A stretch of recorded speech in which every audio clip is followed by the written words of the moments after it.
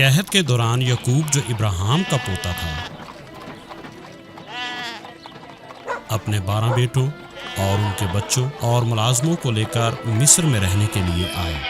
مصر میں وہ زمین کی خاک کی طرح بڑھتے گئے۔ جلد ہی یعقوب، جس کا نام بدل کر اسرائیل رکھ دیا گیا تھا، اس کے بیٹے مصریوں کی تعداد سے کہیں زیادہ بڑھ گئے۔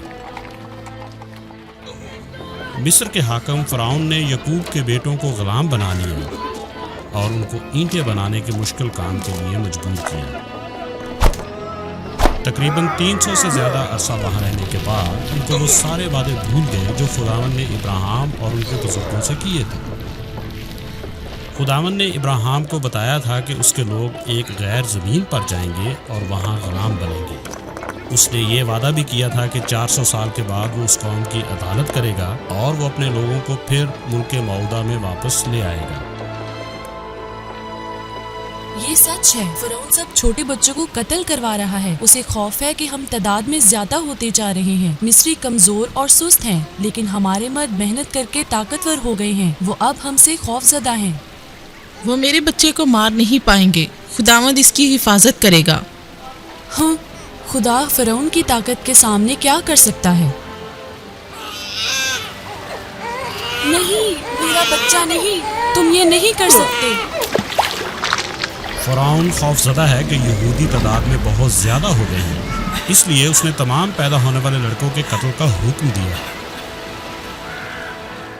لیکن ماں، میں سپاہیوں اور ہمسایوں کو کیا بتاؤں گی جب وہ یہ پوچھیں گے کہ ہمارا بچہ کہاں ہے؟ تم ان کو وہی بتاؤ گی جو سچ ہے، کہ اس کی ماں نے اسے دریا میں پھینک دیا ہے تاکہ سپاہی یہ نہ کر سکیں۔ امی، کیا آپ کو یقین ہے کہ اس میں سے پانی نہیں رسے گا؟ اس پر گندا بے روزہ لگا ہے، یہ تیرتا رہے گا۔ کیا ہم اپنے چھوٹے بھائی کو پھر دیکھ سکیں گے کہ نہیں؟ ہے یہ کمینے مصری۔ خداوند اس کی حفاظت کرے گا، تم اس کے ساتھ رہ کر اس پر نظر رکھنا۔ فرعون کی بیٹی دریا پر نہانے کے لیے آئی۔ دیکھو، اس ٹوکری میں سے رونے کی آواز آ رہی ہے۔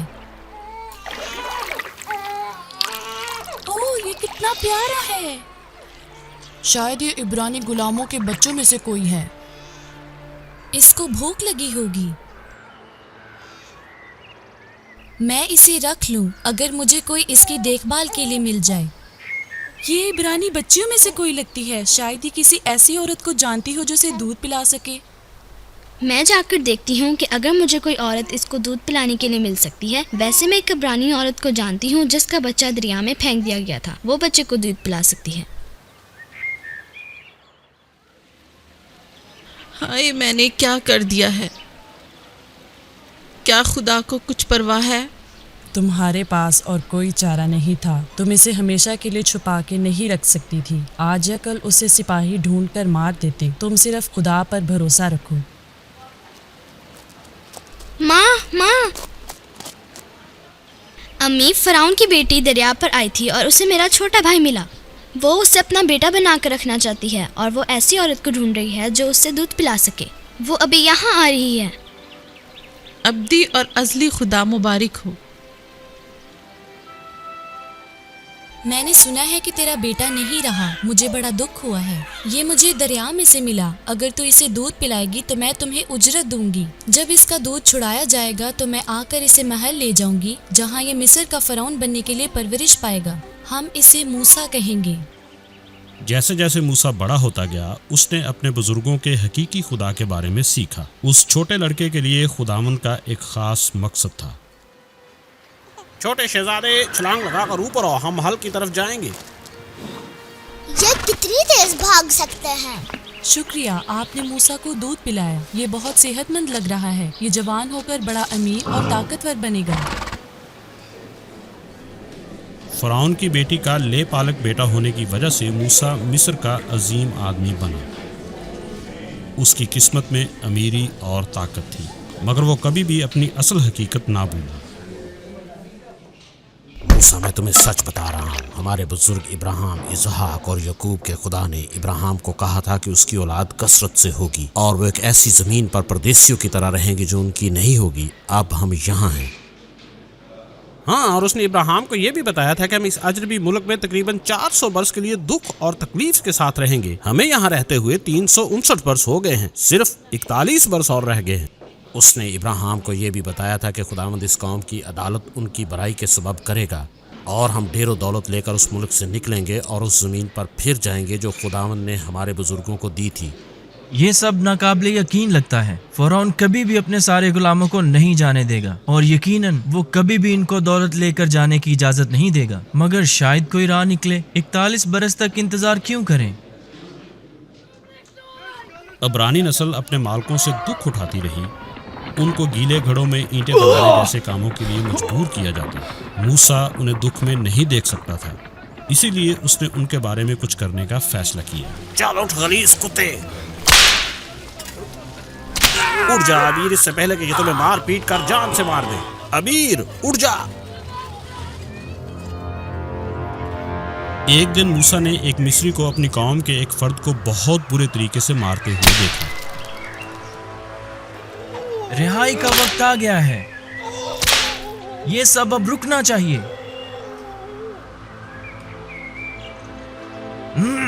اب اور نہیں. موسیٰ نے مصری کو جان سے مار کر دفن کر دیا، مگر کسی نے اس کو دیکھ لیا اور فرعون کو اس کی خبر دی. اور رک جا، تجھ پر قتل کا مقدمہ بنتا ہے. یہ تو موسیٰ ہے. اف میرے خدایا، یہ میں نے کیا کر دیا؟ موسیٰ نے مصر چھوڑ دیا اور بیابان میں بھاگ گیا. وہ وہاں خاندان اور دوستوں کے بغیر اکیلا تھا. اس نے اپنے لوگوں کو نجات نہیں دلوائی، حتیٰ کہ وہ اپنی نجات کے لیے بھی کچھ نہ کر سکا. موسیٰ کئی دنوں تک چلتا رہا. جب وہ آگے نہ چل سکا تو چرواہوں کے ایک ڈیرے کے پاس آیا. دیکھو وہاں ایک شخص ہے. یہ مرنے کے نزدیک لگتا ہے. پانی لاؤ. یہ مصری ہے. موسیٰ کو مدیانیوں میں ایک نئی زندگی ملی. اس نے بیابان کے سارے رستے سیکھے، بیاہ کیا اور چرواہا بن گیا. 40 برس گزر گئے اور مصر صرف ایک پرانی یاد بن کر رہ گیا. موسیٰ نے اپنے لوگوں کو دیکھنے کی آس بھی چھوڑ دی تھی.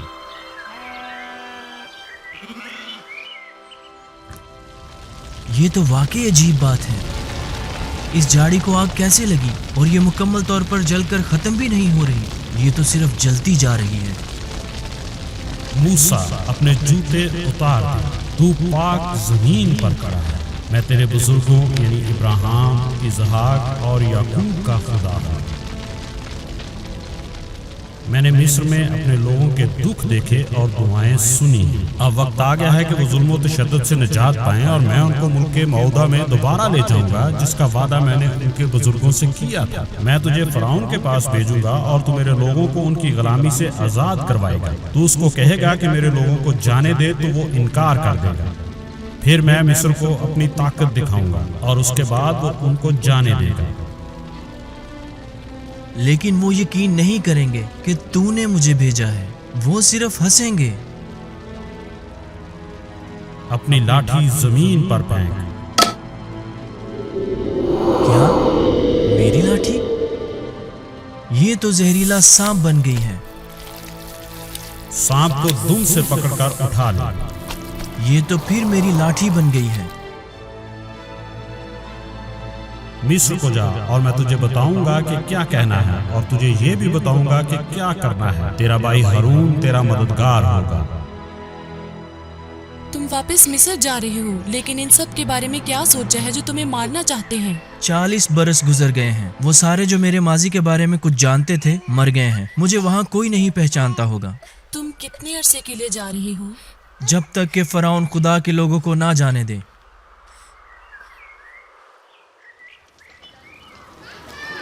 سب بزرگوں کو بلا کر اکٹھا کر لو، نجات کا وقت آ گیا. یہ کون ہے؟ یہ ہارون لاوی ہے. دوسرا بندہ لگتا تو ہماری طرح کا ہے، لیکن وہ غلام نہیں ہے. اسرائیل کے سب بزرگوں نزدیک آ جاؤ. मूसा 80 बरस पहले शदीद ज़िबा के दौर में पैदा हुआ जब फ़िरौन ने सब नर बच्चों को कत्ल करना शुरू किया। इसकी माँ ने इसको टोकरी में छुपाकर दरिया में बहा दिया। खुदावंद की मेहरबानी से मूसा फ़िरौन की बेटी को मिला और इसकी परवरिश एक मिस्री की तरह हुई। 40 बरस पहले मूसा ने यह फैसला किया कि वो मिस्री के तौर पर हुक्मरानी करने से ज्यादा अपने लोगों के साथ मुसीबत बर्दाश्त करना पसंद करे। इसने अपनी ताकत के साथ हमें निजात दिलाने की कोशिश की मगर नाकाम हो। पिछले 40 बरस से वो जमीन के बेयाबानों में रह रहा है जिसका वादा खुदावंद ने हमारे बुजुर्गों के साथ किया था। चंद दिन पहले खुदावंद ने इसके साथ कलाम किया और इसे बताया है कि किस तरह हमें फ़िरौन से निजात दिलवानी। अब मूसा तुम्हें वो निशान दिखाएगा जो ये फ़िरौन को कायल करने के लिए इस्तेमाल करेगा ताकि वो हमें जाने की इजाजत दे। इब्राहिम के खुदा ने मुझसे जलती जाड़ी में से ये बात की और मुझे भेजा ताकि मैं तुम लोगों को तुम्हारे बुजुर्गों की सरजमीन पर वापस ले जाऊं। देखो ये निशान है। ओह, उसकी लाठी सांप बन गई है। डरो मत, ये देखो। खुदावंद ने निजात दहिंदा भेजा है। हाँ, फ़िरौन ये देखकर हैरान रह जाएगा। ये मौजज़ा है। अब हम फ़िरौन से बात करने के लिए जाएंगे। इब्राहिम का खुदा। मैंने 40 बरस पहले ये जगह छोड़ दी थी और अभी तक कुछ नहीं बदला। तुम्हें याद है कि वही कहना है जो मैंने तुम्हें बताया था। इसराइल के खुदा ने मूसा के साथ बातें की हैं। खुदावंद फरमाता है कि तू मेरे लोगों को 3 दिन के लिए बेयाबान में सफ़र की इजाज़त दे ताकि वो मेरी इबादत कर सकें और कुर्बानियाँ चढ़ा सकें। इस्राइल का खुदा, हा हा हा।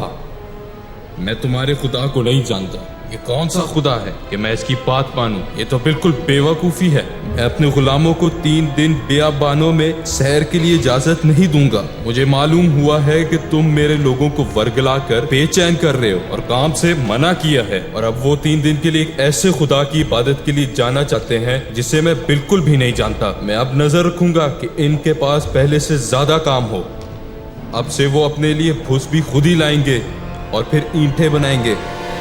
अब मेरी नजरों से दूर हो जाओ और वापस वहीं चले जाओ जहां से आए हो। क्या तुम इसकी गुस्ताखी पर यकीन कर सकते हो? ये मसीह का खेस था। ये यहाँ ऐसे चल कर आए थे जैसे कि खुद ही खुदा हो। तुम्हें अब तक यही हासिल हुआ है कि हमारे काम का बोझ दुगना कर दिया गया है। ये तो निजात नहीं है, और तुम ये समझते हो कि खुदा ने तुम्हें भेजा है। वो खुद को क्या समझता है? मजहबी जुनूनी कहीं का। मैं इसकी शोबदाबाजी का यकीन नहीं कर सकता। अच्छा, तो तुम्हारे पास ज्यादा काम नहीं है, इसीलिए तुम अपने खुदा की इबादत के लिए जाना चाहते हो। हम तुम्हें सिखाएंगे कि फारिग नहीं रहते। यहोवा, जब से मैं तेरा नाम लेकर बात करने आया हूँ, मसाइल और बढ़ गए हैं। तूने मुझे यहाँ क्यों भेजा है? मैं यहोवा तेरे बुजुर्गों का खुदा हूँ, और मैंने अपनी कौम इसराइल के दुख देखे और उनका रोना सुना है। अब वक्त आ गया है कि मैं इब्राहिम के साथ अपना वादा पूरा करूं और उन लोगों को कनान की जमीन तक पहुंचाऊं। मूसा उनकी रहनुमाई करेगा। मगर मैं तो सही तरह से बोल भी नहीं सकता। फ़िरौन कहाँ मेरी सुनेगा? बोलने का काम हारून करेगा। तू सिर्फ मेरी बात सुन और उसे बता कि क्या कहना है। पहले पहल फ़िरौन तेरी नहीं सुनेगा, लेकिन मैं उसे बड़े बड़े निशान दिखाऊंगा जब तक कि सारे मिस्री ये जान ना लें कि मैं ही वाहिद सच्चा खुदा हूं। तुम यहाँ दोबारा क्या करने आए? यहोवा फरमाता है, मेरे लोगों को जाने दे। ये निशान है कि यहोवा ने यह कहा है।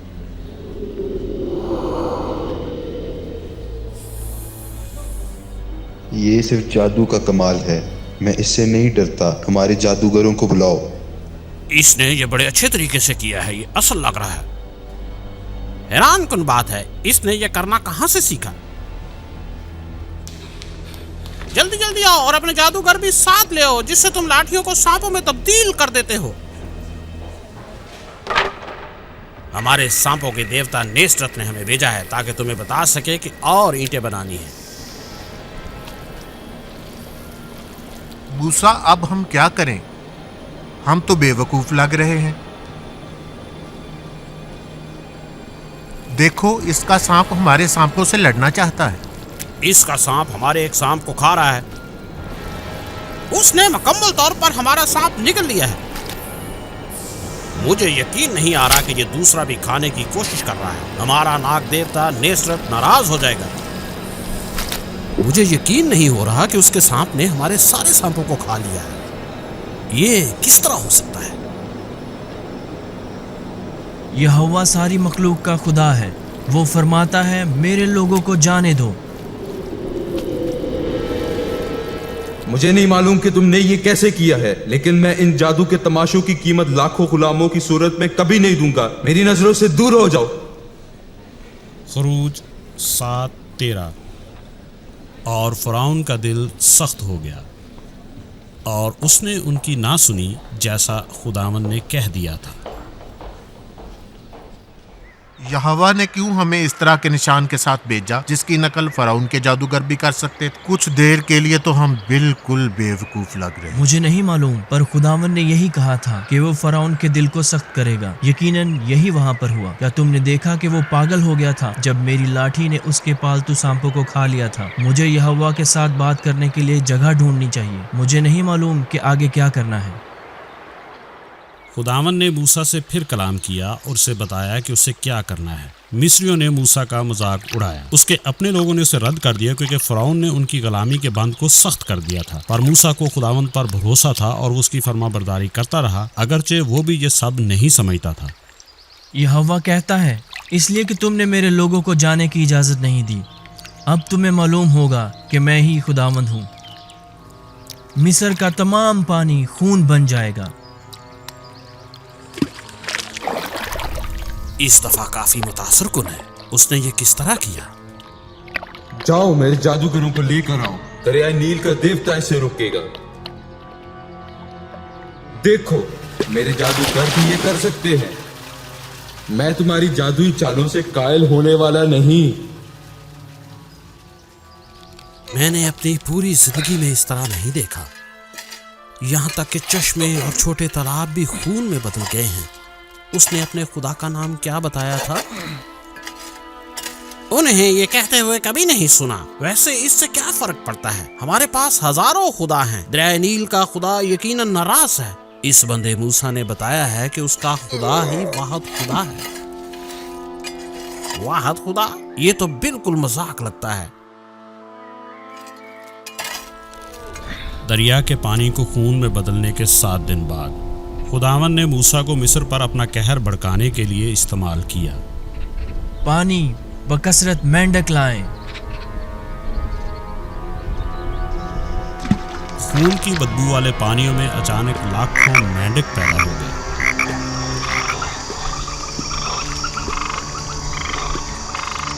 मेरा घर मेंढकों से भरा है। साला बिचारे मेंढकों से भर गया। देवता नाराज है। हमारे पुजारी किधर हैं? क्या वो कुछ नहीं कर सकते? हाय, मैं मर गई। फ़िरौन, देखो, हम जादूगर भी ये मेंढक बना सकते हैं।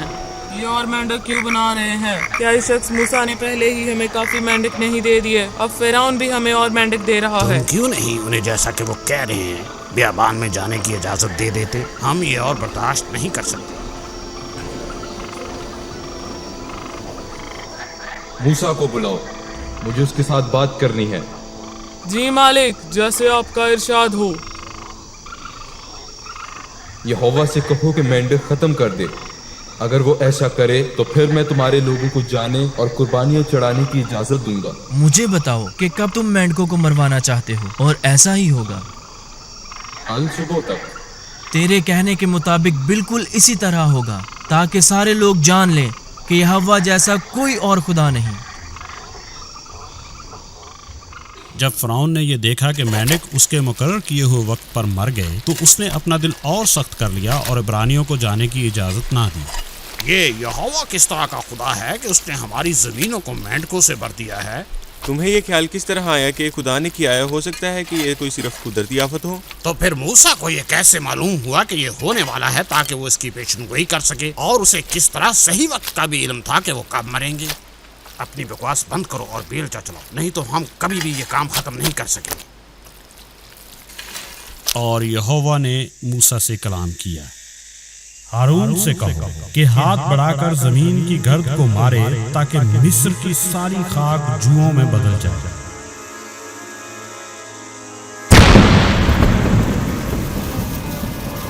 اور مصر کی ساری خاک جوؤں میں بدل گئی۔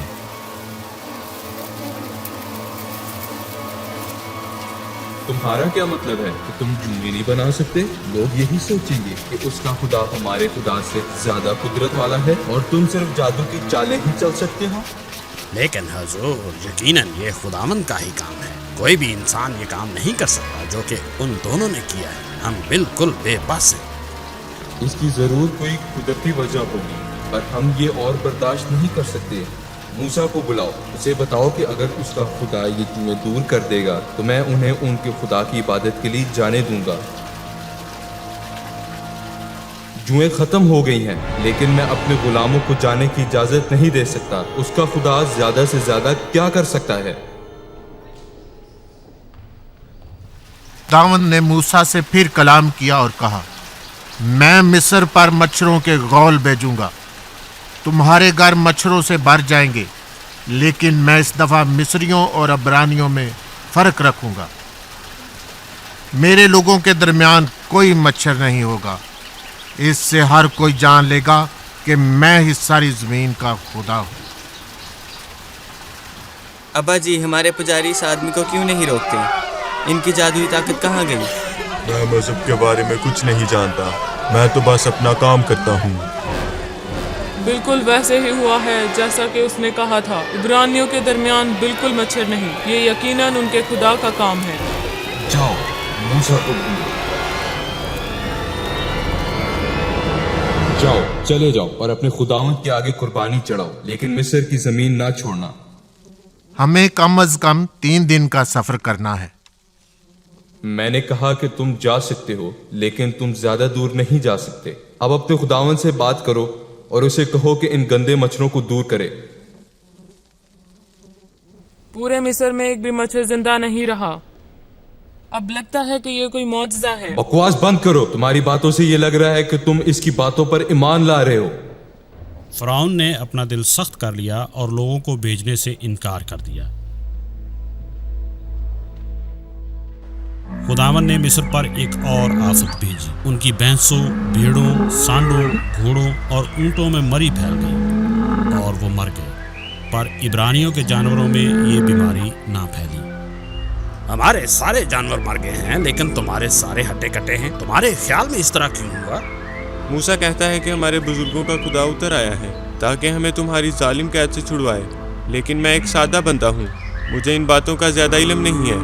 ہمارے پجاری ہمارے دیوتاؤں کو چڑھاوے چلا رہے ہیں، ہمارا مقدس بیل غصے میں آئے گا اور یہ سب کچھ روک دے گا۔ فرعون کو بتاؤ کہ بہت دیر ہو گئی ہے، ہمارے سارے مقدس بیل مر گئے ہیں۔ ہمارے لوگ بہت ناراض ہو جائیں گے جب انہیں معلوم ہوگا کہ ہمارے دیوتا عبرانیوں کے بے وجود خدا سے اپنے آپ کو نہیں بچا سکے۔ مصریوں کے دیوتا کہاں ہیں؟ کیا ان کے پاس کوئی طاقت نہیں؟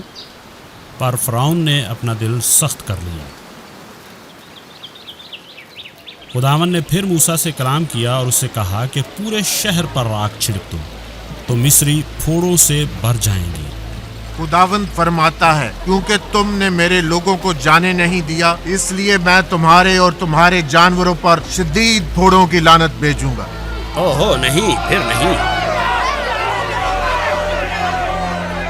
جادوگروں کو بلاؤ، ان سے کہو کہ اپنی ساری طاقتیں اکٹھی کریں، دیوتاؤں کے آگے قربانیاں چڑھائیں اور اسے روک دیں۔ تم نے سب سے بڑے کو بلوایا ہے۔ تمہیں بھی پھوڑے نکلے ہیں؟ کیا تمہارے پاس موسیٰ کے خدا کے خلاف کوئی طاقت نہیں ہے؟ میری نظروں سے دور ہو جاؤ، تم سب نکمے دھوکے بازوں کا ٹولہ ہو۔ تم صرف ہاتھ کی صفائی دکھا کر لوگوں کو بے وقوف بنا سکتے ہو، تم سب دھوکے باز ہو۔ کہاں ہے تمہارے دیوتا؟ صبح سویرے اٹھ کر فرعون کے آگے جا کھڑا ہو اور اسے کہہ کہ عبرانیوں کا خدا فرماتا ہے، میرے لوگوں کو جانے دے، کیونکہ اگلی بلا سب سے بدتر ہوگی، یہ بہت تباہی کرے گی اور تمہارے بہت سے لوگوں کو مار دے گی۔ اس سے تو جان لے گا کہ میرے جیسا کوئی خدا نہیں۔ تمہیں اس بات کا احساس نہیں کہ میں ہی خدا ہوں جس نے تمہیں فرعون بنایا۔ تم نے دیکھا کہ میں پہلے سے جانتا تھا کہ تم اپنا دل سخت کرو گے اور میرے لوگوں کو جانے کی اجازت نہیں دو گے۔ تمہاری ہٹ درمی کی وجہ سے مجھے اپنی طاقت ظاہر کرنے اور میرے لوگوں پر مصریوں کے ظالمانہ برتاؤ کی وجہ سے ان کی عدالت کرنے کا موقع ملا۔ تم صرف اپنے فائدے کا خیال کرتے ہو اور میری مرضی کے خلاف کام کرتے ہو۔ اس لیے کل میں اسی وقت اولے اور آگ کی بارش بھیجوں گا اور زمین پر اس سے پہلے کبھی کسی نے اس طرح کی چیز نہیں دیکھی ہوگی۔ میں نے تمہیں خبردار کر دیا ہے کہ ہر کوئی اپنے آپ کو یا جانوروں کو جو ان کے پاس ہیں اندر سنبھال لے، کیونکہ جو کوئی بھی باہر ہوا مارا جائے گا۔ جس طرح یہوہ نے فرمایا ہے اسی طرح ہو۔ جنہوں نے اس تنبیہ کا لحاظ نہ کیا اور باہر ہی نہیں، اس طرح کیسے ہو سکتا ہے؟ آگ اور گولے اکٹھے! طاقتور دیوتا سیت ہمیں بچا! ابا جی، وہ بندہ موسیٰ یہ سب کس طرح کرتا ہے؟ کیا اس کا خدا ہماری تباہی اور طوفان کے خدا سیت سے زیادہ طاقتور ہے؟ اس کا دعویٰ ہے کہ صرف ایک خدا ہے اور یہ سارے عبرانی اس کے بچے ہیں، لیکن کسی نے بھی اس کا خدا حتیٰ کہ عبرانیوں نے بھی نہیں دیکھا، جس طرح کہ اس کا دعویٰ ہے کہ اس کا خدا صرف روح ہے، اور وہ فرعون کو قائل کرنے کی کوشش کر رہا ہے کہ انہیں بیابان میں عبادت کرنے کی اجازت دے۔ اے طاقتور سیت، تباہی اور طوفان کے دیوتا، ہم منت کرتے ہیں کہ ان تباہ کرنے والے طوفانوں کو روک دے۔ یقیناً تو موسیٰ کے اس نظر نہ آنے والے خدا سے زیادہ طاقتور ہے۔ یہ ہمارے نزدیک نہیں آتی، بلکہ صرف مصریوں پر ہے۔ پپا جی، مجھے ڈر لگ رہا ہے، کیا آگ اور آلے ہمارے اوپر بھی گریں گے؟ نہیں بیٹا، یہوہ مصریوں کو ان کی نافرمانی کی سزا دے رہا ہے۔ وہ انہیں بتا رہا ہے کہ ان کے طوفانوں کا خدا سے ان کی مدد کرنے کی طاقت نہیں رکھتا۔ یہ تو بہت ہی ڈراؤنا ہے۔ میں نے یہوہ کا گناہ کیا ہے۔ عبرانیوں کا خدا راست باز ہے اور میں اور میرے لوگ گنہگار ہیں۔ یہوہ کو کہہ کہ آگ اور اولے روک دے تو میں فوراً تمہارے لوگوں کو جانے کی اجازت دوں گا۔ جیسے ہی میں شہر سے باہر نکلوں گا میں اپنے ہاتھ آسمان کی طرف اٹھاؤں گا اور آفت رک جائے گی۔ اس سے تو جان لے گا کہ زمین یہوہ کی ہے، لیکن تو اپنا وعدہ پورا نہیں کرے گا۔ تو ابھی تک خدا سے نہیں ڈرا۔ جب فرعون نے دیکھا کہ طوفان رک گیا ہے تو اس نے اور گناہ کیا اور اپنا دل سخت کر لیا۔ اس نے لوگوں کو جانے کی اجازت نہ دی۔ خدا نے ایک اور آفت بھیجی، ٹڈیاں آئیں اور وہ ہر اس سبز چیز کو جو طوفان سے تباہ نہیں ہوئی تھی کھا گئیں۔ اس کے بعد ٹڈیاں گھروں میں گھس گئیں۔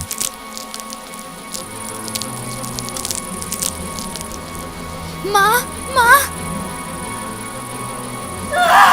اسے بھی مارو۔ او نباتات کے ایک دیوتا گیب، کیا تو یہ نہیں دیکھ رہا کہ عبرانیوں کے اس خدا نے ہماری فصلوں کے ساتھ کیا کیا؟ آج اپنے آپ کو طاقتور ثابت کر۔ فرعون نے موسیٰ کو بلوایا اور وعدہ کیا کہ اس کے لوگوں کو جانے دے گا، پر جب خداوند نے ٹڈیاں روک دیں تو فرعون نے اپنا دل پھر سخت کر لیا اور اپنے غلاموں کو چھوڑنے سے انکار کیا۔ پھر خداوند نے مصر پر شدید تاریکی بھیجی۔ 3 دن کے لیے بادلوں والی رات سے بھی زیادہ اندھیرا رہا، لیکن عبرانیوں کے گھروں میں بالکل بھی تاریکی نہیں تھی۔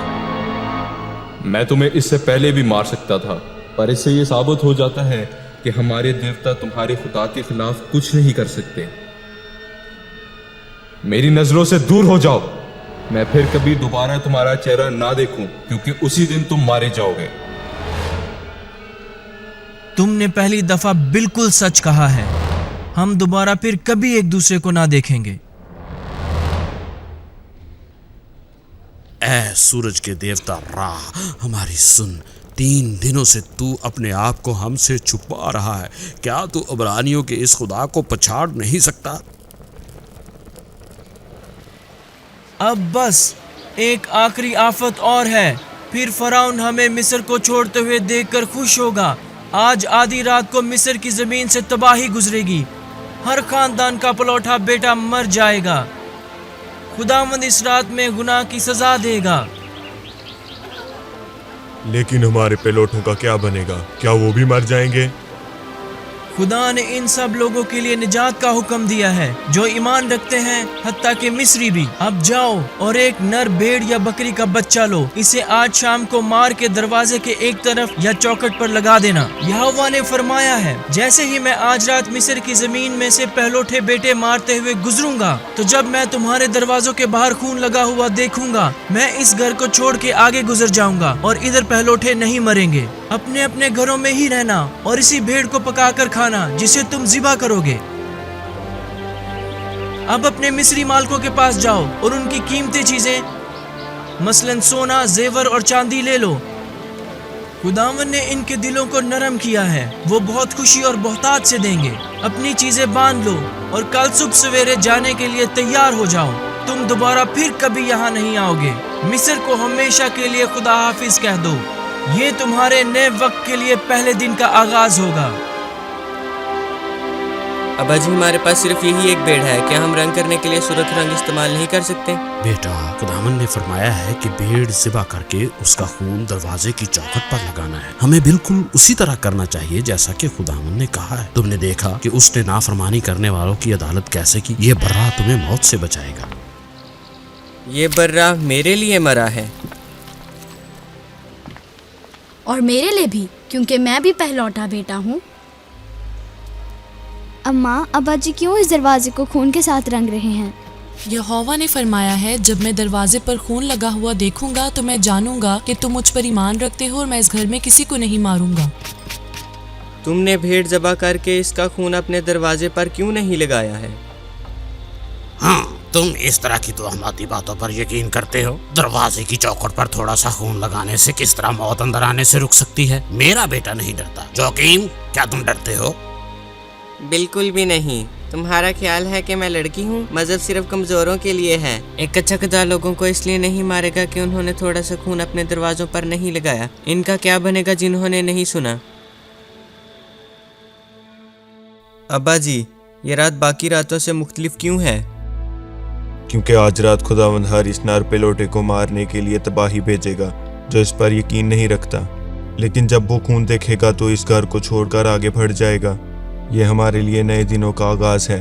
हर साल इस वक्त पर हम इस फसा को मनाएंगे और याद करेंगे कि खुदा ने हमें फिरौन के हाथों से आज़ादी दिलवाई थी। ओ अब्बा जी, चीखें सुने, तबाह करने वाला जरूर इधर आया है। डरो नहीं, हमने खुदावंद की फर्मा बरदारी की है। खून चौखट पर लगा और हम बरे का गोश्त खा रहे हैं। मेरा बेटा मर गया है। ओ खुदाया, कुछ करो, मूसा को बुलाओ। मुझे अफसोस है, लेकिन बड़ी देर हो गई है। तुम लोगों को खबरदार किया गया था, लेकिन तुम लोगों ने इनकार किया। मुझे दुख है कि आज रात बहुत से लोग मर गए हैं।